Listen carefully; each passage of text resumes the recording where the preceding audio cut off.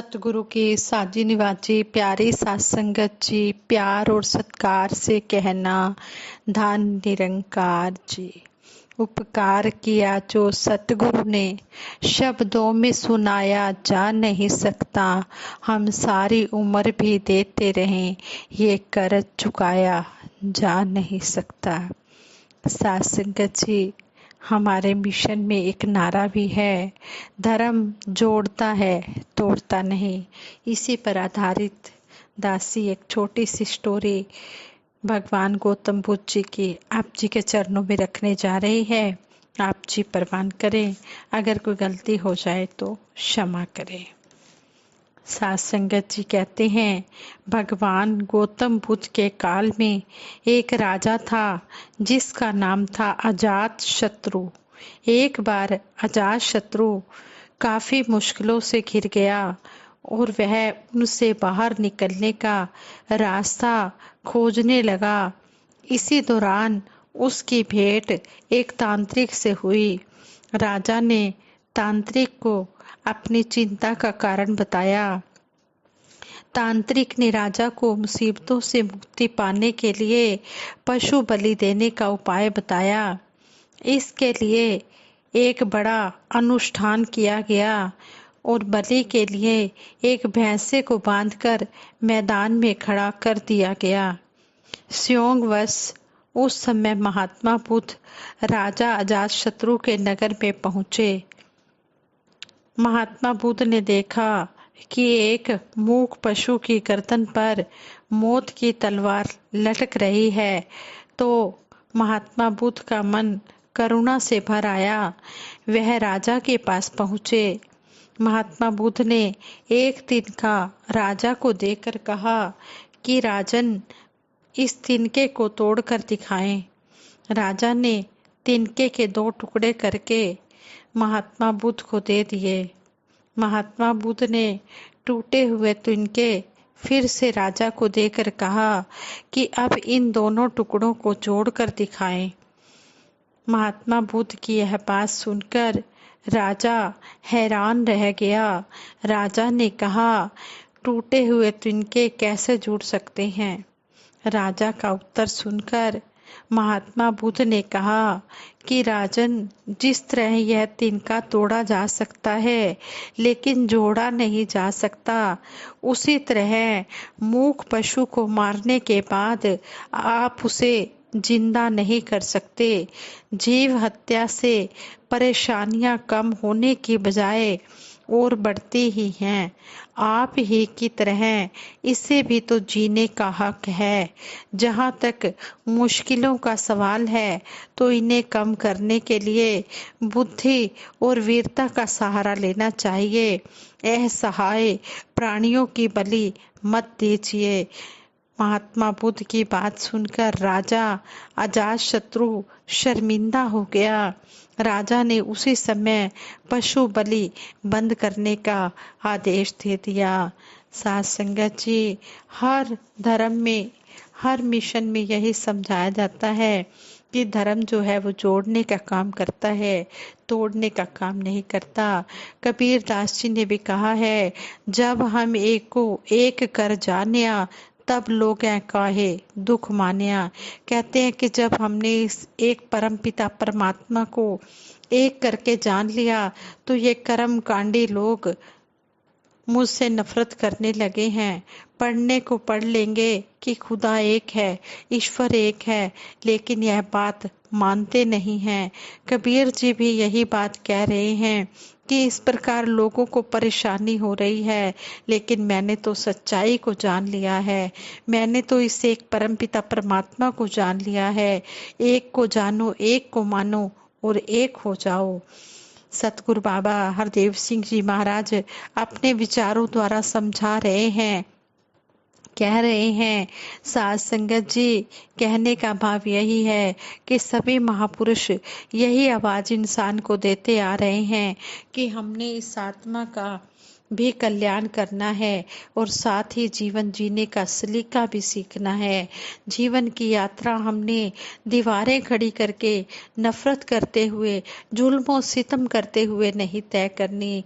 हमने इस यात्रा को तय करना है तो प्यार के साथ, भाईचारे की भावना के साथ, इस प्रकार हम एक दूसरे के काम आते हुए, एक दूसरे को खुशी देते हुए इस जीवन की यात्रा को तय करें।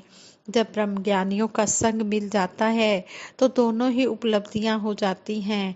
जहां आत्मा का कल्याण हो जाता है, वहीं ब्रह्म ज्ञानी संतों से जीवन जीने का पाठ भी प्राप्त हो जाता है, जीवन जीने का ढंग भी प्राप्त हो जाता है, जो हमेशा प्यार का ही पाठ पढ़ाते हैं। उनके उपदेशों की किताब में वो पेज ही नहीं है जिसमें नफरत पढ़ाने की गुंजाइश हो। महापुरुषों ने तो हमेशा प्यार ही सिखाना है और यही उन्होंने सिखाया है। जब ऐसों का संग मिल जाता है तो फिर हम भी प्यार से जीना सीख जाते हैं, तब हम प्यार के रास्ते पर चल पड़ते हैं। जब महापुरुषों, ज्ञानी जनों, संत जनों की मति मिल जाती है, महापुरुष जिस तरह पढ़ने का इशारा करते हैं उसी में हमारा उद्धार है। आज भी महापुरुष संत जन यही प्रेरणा दे रहे हैं कि हमने महापुरुषों संतों का संग करके दोनों जहानों की बाजी को जीतना है। लोक और परलोक दोनों को ही हमने संवार लेना है। जो ऐसा कर लेता है वही समझदार होता है। यही पैगाम हरियाणवी और अन्य भाषाओं में महापुरुष देते चले जा रहे हैं। यह पैगाम बहुत कीमती है, नज़रअंदाज करने लायक नहीं है। नज़रअंदाज करते हैं तो न अपना हम कुछ संवारते हैं और ना ही किसी और का संवारते हैं। अपना भी बिगाड़ते हैं और औरों का भी बिगाड़ते हैं। महापुरुष संत जन यही प्रेरणा देते चले आ रहे हैं कि हमने संतों का संग करके यह रोशनी हासिल करनी है और आत्मा को रोशन करना है। साथ ही मन में भी यह जोत जगानी है। यह जोत जग गई तो फिर प्यार से ही जीना सीख जाते हैं, नफरतों की तरफ नहीं बढ़ते। साथ ही अहंकार से भी महापुरुष हमें वर्जित करते हैं कि मत कर तू अभिमान रे बंदे, मत कर तू अभिमान। हे इंसान, तू अभिमान मत कर, तूने विनम्र रहना है, दास भावना से युक्त रहना है। यह महापुरुषों संतों के संग का ही प्रताप है कि वो हमें विनम्रता की ओर ले जाते हैं। इस प्रकार हमें नम्रता सिखाते हैं, दास भावना सिखाते हैं कि दास की धूरी नानक को दीजिए। यही बात बताते हैं कि सुखी बसे मस्कीनिया, आप निवार तले, बड़े बड़े हंकारिया, नानक गर्भ गले। इस प्रकार वे हमें विनम्रता की ओर ले जाते हैं। वरना तो आज संसार में अभिमान ही अभिमान है। कोई तन का अभिमान कर रहा है, कोई मन का अभिमान कर रहा है, कोई धन का अभिमान कर रहा है, तो कोई किसी और चीज का अभिमान कर रहा है। थोड़ी सी भी शक्ति है, थोड़ा सा भी कोई गुण है, थोड़ी सी भी सामर्थ्य है तो उसी का अभिमान करने लगता है। किसी देश का राजा होना तो दूर, एक छोटे से मोहल्ले की भी चौधराहट करने को मिल जाए तब भी किसी को सांस नहीं लेने देता। लेकिन महापुरुष कहते हैं, कबीर गर्भ ना कीजिए ऊंचे देख आवास, आज काल भूई लौटना ऊपर जामे घास। कबीर गर्भ ना कीजिए रंग न हंसिए कोय, अभी तो नाव समुंदर में ना जाने क्या होए। कबीर गर्भ ना कीजिए चाम लपेटे हाड़, हैबर ऊपर छत्रधर ते पुनी धरती गाड़। कहते हैं कि है इंसान, तू किस चीज का अभिमान करता है? यह झूठा अभिमान है तेरा। अभिमान करने वाले इंसान दूसरों को तुच्छ मानते हैं, दूसरों को दबाते ही चले जाते हैं। ऐसा उनका स्वभाव बन जाता है कि हमने दूसरों को दबाना ही है। इसी तरह से एक बार एक बेटा अपने पिता को कहता है कि पिताजी, यह जो मेरी मम्मी है, यानी कि आपकी पत्नी है, जिस तरह से आपसे पेश आती है, यह क्यों हो रहा है, कैसे हो रहा है। तो आगे से उसका पिता कहता है कि बेटे, यह तो शादी वाले दिन ही साफ हो गया था। बच्चा कहने लगा कि शादी वाले दिन कैसे साफ हो गया। जैसे आप जानते हैं कि शादियों की रीतियां अलग अलग प्रकार की होती हैं। जो चर्च में शादी करते हैं तो वहां पर जैसे पादरी पूछता है दोनों को बारी बारी से एक दूसरे को स्वीकार करने के बारे में, वह पिता कहने लगा बेटे को कि बेटा, यह तो उसी दिन प्रकट हो गया था कि मेरी तो कोई चलनी नहीं है। शादी के अवसर पर पादरी ने पूछा तो मुझसे था, लेकिन कह यह रही थी कि यस ही डज। कहने का भाव कि संसार में किस तरह की प्रवृत्तियों से इंसान युक्त है, इस कारण मधुरता नहीं आती है संबंधों में। चारों तरफ आफाधाफी हुई पड़ी है और सारा वातावरण दूषित होता चला जा रहा है। साध संगत, महापुरुष, संत जन, भगत जन हमेशा ही विनम्रता सिखाते हैं, हमेशा यही सिखाते हैं कि अपने आप को हमेशा चरण रज मानना है, कभी भी दूसरों को तुच्छ नहीं मानना, अभिमान नहीं करना और ना ही किसी को दबाना है। संत महात्मा भक्तों की यही शिक्षाएं हमेशा रही हैं कि आपस को जो जाने नीचा, सोई गणिए सबसे ऊंचा। जो अपने आप को नीचा मानता है वही सबसे ऊंचा होता है। अपने आप को जो नीचा मान रहा होता है, इसका मतलब यह नहीं कि वह नीचा होता है। अगर अपने आप को वह मूर्ख कह रहा है कि मुझ मूर्ख को कारज लगाया हुआ है, तो यह नहीं है कि वह मूर्ख है, यह उसके मन की अवस्था है। उसका अर्थ यह नहीं होता कि उसको कुछ पता नहीं है, या फिर वह मूर्ख है, या फिर वह अदना है। यह वास्तव में उसका बहुत बड़ा गुण है कि समर्थाएं होने के बावजूद भी उसके मन की ऐसी अवस्था होती है। जिस तरह रहीम जी के वचन भी हम सुनते हैं, रहीम दास जी के वचन सुनते हैं, जो बड़ेन को लघु कहे, नहीं रहीम घट जाए। जो बड़े को छोटा कहता है तो उससे वह छोटा नहीं हो जाता। साथ ही एक स्थान पर उन्होंने यह भी कहा कि रहीमन हीरा कब कहे, लाख टका मेरा मोल। हीरा कभी यह नहीं कहता कि मैं बहुत कीमती हूँ, उसके गुण ही उसको कीमती बना देते हैं। इसी प्रकार से भगत कभी अपने आप को ऊंचा नहीं कहते, उनका गुण ही उनको ऊंचा बना देता है। अगर कोई श्री गुरु नानक देव जी महाराज को यह कहता रहे, को कहे भूतना, को कहे बेताला, जैसे वे कहते हैं कि को कहे भूतना, को कहे बेताला, चाहे किसी भी नाम से पुकारते हैं, उससे उनका दर्जा कोई कम नहीं हो जाता। जिस प्रकार से जो बड़ेन को लघु कहे, नहीं रहीम घट जाए, गिरधर मुरलीधर कहे, कुछ दुख ना मन माहे। जो गिरधर है, पर्वत को उठा रहा है, उसको अगर कहे कि यह तो हल्की सी बांसुरी उठाने वाला है, तो इससे उसका रुतबा कम नहीं हो जाता।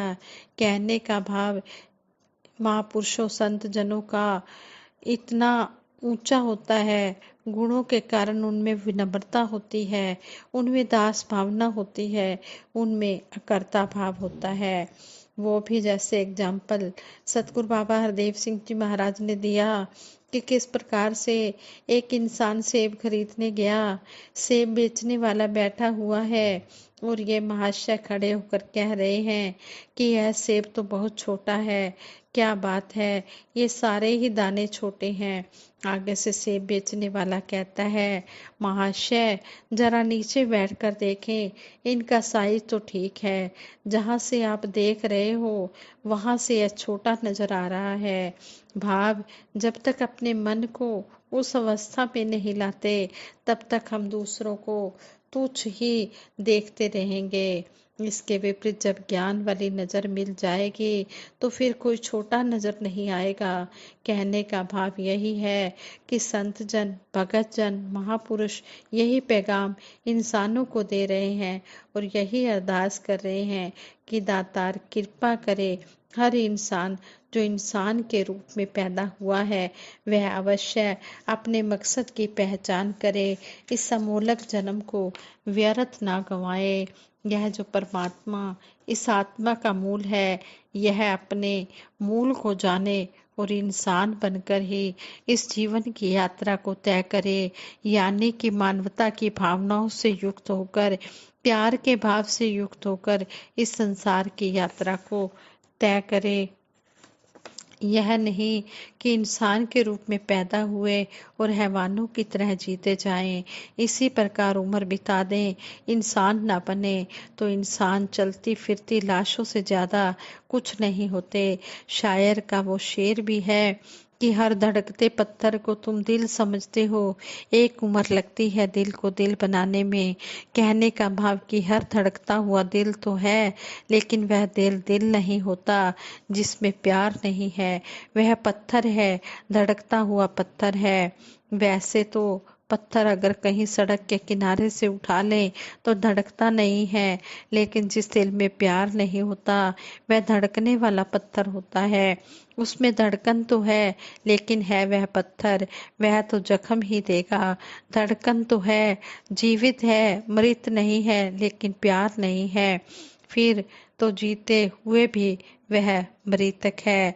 इस तरह सतगुरु हमें बार बार यही समझा रहे हैं कि हमने प्यार के साथ अपना जीवन जीते चले जाना है, हमने प्यार भरा जीवन जीना है और औरों को भी जीवन जीने का सलीका हमने अपने कर्मों के द्वारा फिर प्रेरणा देकर उनको भी प्यार से जीवन जीने का सलीका सिखाना है और सतगुरु के दरबार में लेकर आना है। जिस तरह हम सुखी हुए हैं, इसी तरह जिन्होंने ब्रह्म ज्ञान नहीं लिया है वो भी अनमोल ब्रह्म ज्ञान लेकर सतगुरु के चरणों में बैठकर भक्ति करें। भक्ति लोकी अजे न समझे, रब नू पाना भक्ति है, छड़ के सारे वहम भुलेखे गुरु रिझाना भक्ति है। भक्ति इस परमपिता परमात्मा को जानकर मानकर करने का नाम है और सारे भरम भुलेखों से सतगुरु निकाल देता है। सतगुरु बस एक ही बात सिखाते हैं कि हमने निरंकार की भक्ति करनी है। जब निरंकार की भक्ति होती है, इसका सिमरन होता है, तो सतगुरु खुश हो जाता है। अगर हम सतगुरु को खुश करना चाहते हैं तो हम निरंकार का सिमरन करें और हर पल इसका एहसास बना कर रखें। साथ संगत जी प्यार से कहना, धन निरंकार जी।